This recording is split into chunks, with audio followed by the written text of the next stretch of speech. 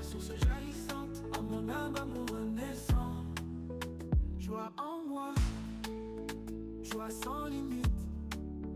Grâce de Dieu, au splendeur infinie.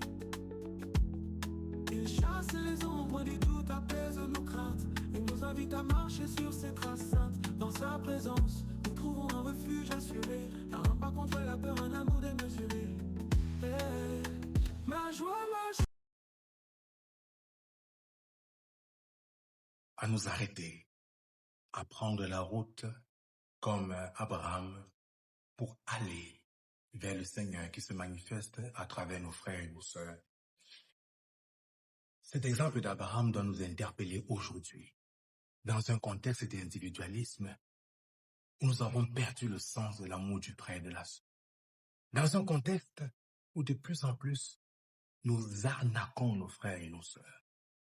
Que c'est triste et que c'est scandaleux pour nos chrétiens et chrétiennes d'être ceux-là, celles-là, qui escroquons nos frères, qui escroquons nos sœurs, qui portons atteinte à la dignité de nos frères et de nos sœurs.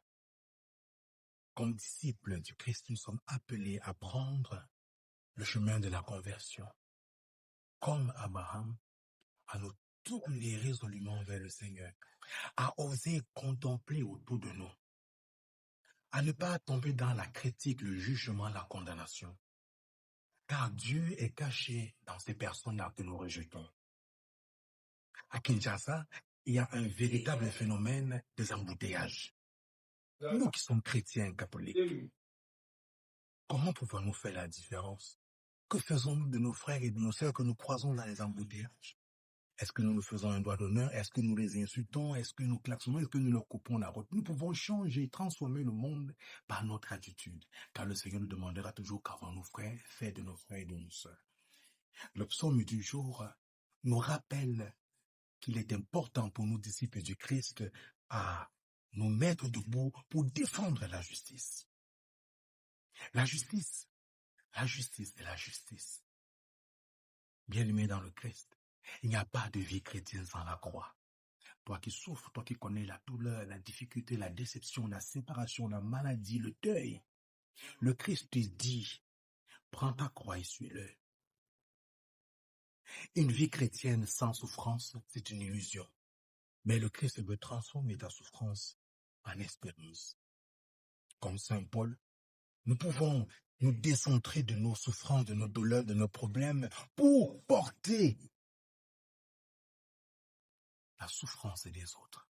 C'est en cela que Saint Paul dit, je souffre au nom de l'évangile, je complète à mon corps ce qui manque de souffrance du Christ pour son corps qu'est l'Église.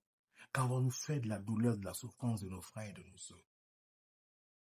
Pour pouvoir être capable de porter la douleur de nos frères et de nos sœurs, il faut être à même de l'écouter, de le recevoir comme Marie.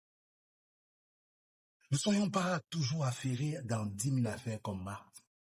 Le Christ ne reproche pas à Marthe d'être l'accusé, mais il reproche à Marthe de se laisser disperser. Nous laissons disperser par tout genre de distractions. Le Seigneur nous invite à une responsabilité, à choisir, à faire un choix radical, celui de mettre en lui notre foi, notre confiance, de le reconnaître dans nos frères et nos sœurs qui souffrent, d'aller à leur rencontre, d'hospitaliser en nous, en nos cœurs, la souffrance du monde et de nous arrêter pour l'écouter, appuyer sa parole. Loué soit Jésus-Christ, à jamais. Amen.